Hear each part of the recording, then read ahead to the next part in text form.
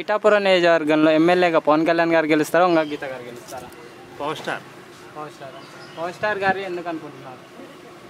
Power star గారు ఎందుకంటే power star గారు ఇక్కడ పోటీ చేశారు కాబట్టి. గత 2 నియోజకవర్గాల్లో అక్కడ పోటీ చేసి ఓటమి చేశారు. కాకపోతే పిఠాపురం ప్రజలు ఆయన కోరుకుంటున్నారు.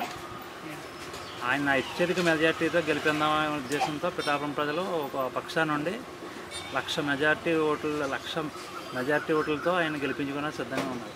పోలింగ్ ఎలా జరిగిందన్న? బాగా జరిగిందండి, వన్ సైడ్ అండి. మళ్ళీ ఈ పిఠాపురంలో ఏమైనా సమస్యలు ఉన్నాయా? సమస్యలు అయితే కోకలు ఉన్నాయి. సమస్యలు ఒకటేటి, అన్ని సమస్యలే. అది పవన్ కళ్యాణ్ గారు ఎమ్మెల్యే అయ్యి వచ్చిన తర్వాత అవన్నీ తీరుస్తారని పిఠాపురం ప్రజలు నమ్మి ఆయన కోట్లు వేశారు. మీకు తెలిసి ప్రధాన సమస్య ఏముంటుంది? ప్రధాన సమస్యలు అంటే ఒక్కో సమస్య కాదు, ఒక్క ఇంటింటికి ఒక సమస్య, వార్డుకు ఒక సమస్య, గ్రామానికి ఒక సమస్య, పల్లెటూరులో ఒక సమస్య. ఈ సమస్యని కాదు, ప్రతి కోకోల సమస్యలు అయితే పిఠాపురం నియోజకవర్గం ప్రతి సమస్య. ఈ సమస్యలతో ఇసుకెత్తిపోయి ఇప్పుడున్న ఎమ్మెల్యేలు అందరూ చూసి ఇవాళ పవన్ కళ్యాణ్ గారు ఇక్కడ పిఠాపురం నియోజకవర్గంలో పోటీ చేయడం ఒక అదృష్టంగా భావించి పిఠాపురం ప్రజలు ఆయన్ని 1,00,000 మెజార్టీ ఓట్లు ఇచ్చి గెలిపించుకోవడానికి సిద్ధంగా ఉన్నారు. అంటే పవన్ కళ్యాణ్ గారు వస్తే అభివృద్ధి చేస్తారనుకుంటున్నారు. అభివృద్ధి అందిద్దనే కదా ఇక్కడ చేయడం వల్ల మా అదృష్టంగా భావించామంటున్నాం కదా. ఆయన వస్తే అభివృద్ధి గ్యారంటీగా జరిగిద్దనే విశ్వాసంతో జనం ఉన్నారు. దానివల్లనే నియోజకవర్గం అంతా వన్ సైడ్గా నిలబడి ఆయన్ని అత్యధిక మెజార్టీతో గెలిపించుకోవడానికి ఒక సైడే నిలబడ్డారు. వంగా గీత సైడ్ ఎవరు లేరు, ఓన్లీ పవన్ కళ్యాణ్ వెంటే ఉన్నారు. జనం అంతా పవన్ కళ్యాణ్ గారికి ఓట్లు వేశారు. నియోజకవర్గం అంతా వన్ సైడ్. అంటే వైసీపీ వాళ్ళు కొందరికి డబ్బులు ఇచ్చి కొందరికి ఇవ్వకపోవడం వల్ల కూడా వైసీపీకి మైనస్ అయిందంట. అది అలాగే అనుకుంటున్నారు. కాకపోతే పిఠాపురం ఏంటంటే ఆల్రెడీ పిఠాపురంలో నామినేషన్ చేసిన రోజే పవన్ కళ్యాణ్ ఫిక్స్ అయిపోయారు. ఇలాగా ఎవరు ఎంత ఇచ్చినా, ఓటుకు 1,00,000 ఇచ్చినా, 10,000 ఇచ్చినా తీసుకుని పవన్ కళ్యాణ్కు వేద్దామనే సిద్ధపడిపోయారు.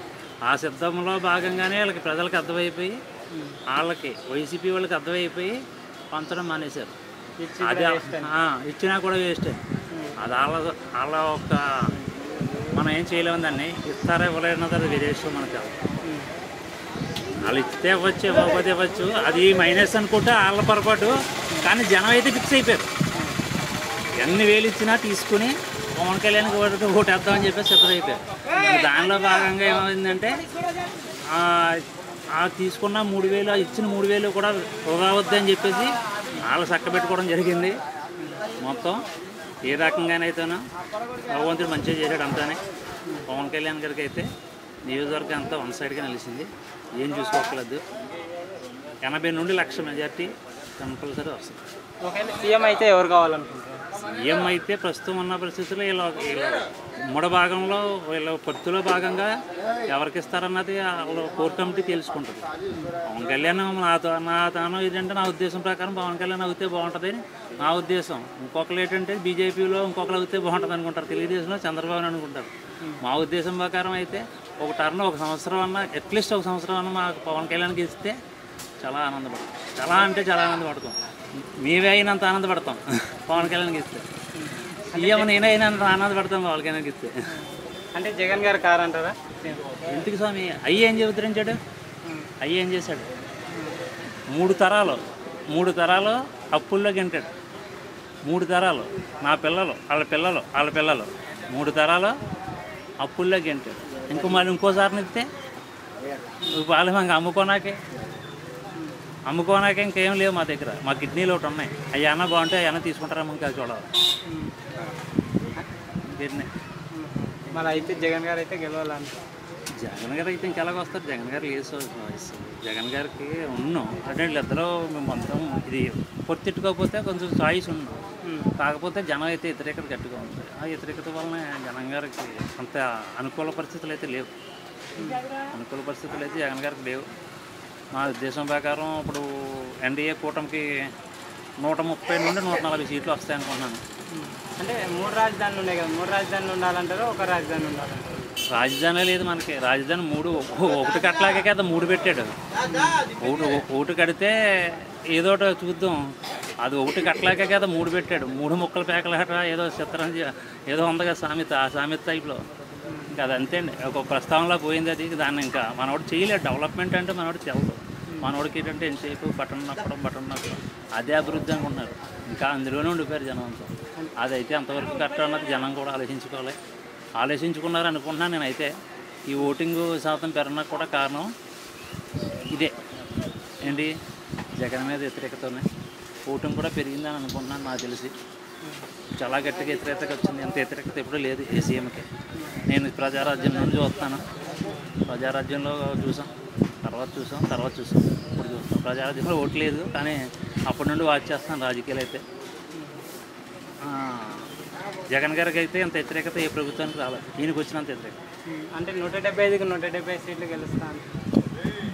ఇంకా 175 అనుకోవచ్చు. దాని ఉంది. 176 అనుకోమని, లేకపోతే ఇంకోటి ఎక్కడన్నా అప్పు తెచ్చుకోమని పక్క రాష్ట్రంలోనండి. ఇప్పుడు ఎలాగా ఇంకా జూన్ 6 వరకునే అంతవరకు ఉంది కదా మనకు ఉమ్మడి రాజధాని హైదరాబాద్. అందులోనే ఒక డబ్బు తెచ్చుకొని 176 గెలమని దాని ఉందని అనుకోవడానికి ఎన్నైనా చేస్తారు. డెవలప్మెంట్ చేస్తే ఆయన అనుకోవడం పెట్టి జనం వేసేస్తారు. పెట్టి ఒక అభివృద్ధి చూపించారనుకో, ఆయన అనుకోవడం పెట్టి జనమే చూస్తారు. ఇప్పుడు జనం ముసలి కానీ లేడీస్ కానీ మాకు జగన్ డబ్బులు ఇస్తున్నారు అని అంటున్నారు. వాళ్ళకి జగన్ అంటే పెన్షన్ వారీగా కొంచెం కొద్దిగా గొప్ప ఆగచ్చు. ఆ పెన్షన్ ఓట్లు అన్నీ పడతాయని తెలదు. పడతాయని ఎవరికి తెలుసు? అక్కడికి వెళ్తున్నా వాళ్ళకి అది ఏ నొక్కాలో వాళ్ళకే తెలుసు పూర్తిగా. ఆ నొక్కేది ఎవరు నొక్కుతారో అందరికీ తెలుసు. లాస్ట్ టైం మామూలుగా ఫ్యాన్కి ఎంత గట్టిగా ఎవరు నొక్కించారో ఇప్పుడు మామూలుగా కూటమి కూడా నొక్కించిన వాళ్ళు ఉంటారు. చూద్దామండి ఎవరికి. అంటే జగన్ ఏమంటున్నా అంటే, నేను ఇచ్చిన పథకాలతోనే ఆంధ్రప్రదేశ్ అప్పుల పాలు అయితే చంద్రబాబు గారు నాకన్నా డబల్ పథకాలు ఇస్తున్నారు కదా, అప్పుడు అప్పుల పాలు కాదా అని అంటున్నారు. అప్పుల పాలు అవ్వద్దంటే నేనున్నానండి, నా వ్యాపారం నేను చేసుకుంటా, నా కుటుంబాన్ని పోషించుకుంటున్నాను. అదే మా నాన్నగారు ఇచ్చిన ఆస్తి నేను ఎకరం లేదా ఎంతో కొంత ఎకరంలో ఎంతో కొంత అమ్మేసుకుని నేను ఇంటికాడ కూర్చుని మామూలుగా నా సంసారాన్ని నేను పోషించుకుంటున్నాను అనుకోండి, అప్పుల పాలు అవుతూనే ఉంటాను. అది వ్యాపారం చేస్తూ నేను అప్పు చేసుకున్నా తీర్చుకోవాలి స్తోమత నా దగ్గర ఉంటుంది.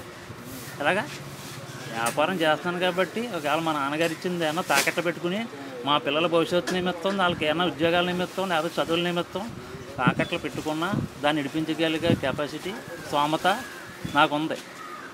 వ్యాపారం చేస్తున్నాను కాబట్టి. అదే వ్యాపారం చేయకుండా ఖాళీగా కూర్చున్నాను అనుకోండి, ఎంత ఇచ్చినా సరిపోదు. ఇప్పుడు జగన్ గారు చేసేది అదే, వ్యాపారం డెవలప్మెంట్ చేయట్లేదు. కంపెనీనేమో చేయట్లేదు, ఇక్కడేమో ఎక్స్పెక్ట్ చేయట్లేదు. ఏం చేయకుండా అప్పు చేసి అభివృద్ధి అనుకుంటే అది తాత్కాలికం. సోమరపోతులు చేసినట్టుగా జనాన్ని ఉపాధి కల్పించాలి. ఎవరికి డబ్బులు ఇచ్చి అన్నాళ్ళు డబ్బులు ఇచ్చేస్తారు. ఆ 10,000 అన్నాళ్ళు ఉండిపోతాయి. 10,000 అంతా ఇప్పుడు బయటికి వెళ్తే ఒక షాపింగ్కి వెళ్తే అవుతున్నాయి 10,000 ఎవరికే ఎక్కువ కస్తాను.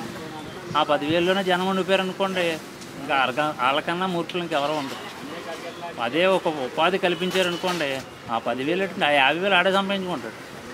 10,000 ఆడే ఖర్చు పెట్టుకుంటాడు. 20,000 మనం ఎవరో ఖర్చు పెట్టుకోవాలని చెప్పనాకే. అది ఏంటంటే ఒక కొనుక్కోవడం అనుకుంటా. చంద్రబాబు నాయుడు ఇస్తున్నారని మీరు అనుకోవచ్చు. ఇప్పుడు అంతా ఏంటంటే ఒక పథకాలకు అలవాటు పడ్డారు కాబట్టి వాళ్ళు కూడా పెట్టవలసి వచ్చింది. నిజంగా ఇదైతే అవ్వదు, 100% అయితే సక్సెస్ అవ్వదు.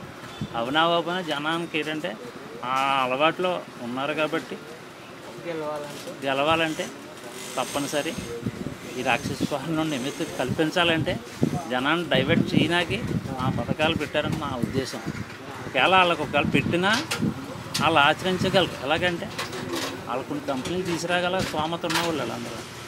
పవన్ కళ్యాణ్ అనేటి ఎన్డీఏ నరేంద్ర మోడీ గారు ఉన్నారు, కూటమిలో చంద్రబాబు నాయుడు ఉన్నారు. వీళ్ళందరూ విజన్ తెలిసిన నాయకులు. వాళ్ళకైనా జగన్ గారు చెప్తాడు, విజన్ ఉండాలి దీనికి. అంటే పాస్ పుస్తకాల మీద జగన్ గారి ఫోటో వల్లనే చాలా వ్యతిరేకత వచ్చింది. అవునండి. ఇప్పుడు మా తాతగారు మా నాన్నగారికి ఇచ్చారు, మా నాన్నగారు నాకు ఇచ్చారు.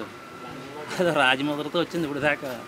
ఇప్పుడు ఆయన ముద్ర వేసుకుని ఆయన తాకట్ట పెట్టుకుంటానంటే నాకేదైనా పని వస్తే నాకెవడ ఇదే దానికి ఎవరి బాధ్యత? ఆయన తాకట్టు పెట్టుకోవడం నా భూమి, మా తాత ఇచ్చిన భూమిని ఆయన తాకట్టు పెట్టుకోవడం ఏంటి? అది ఎంతవరకు అదో వ్యతిరేకత గట్టుకుంది జనంలో.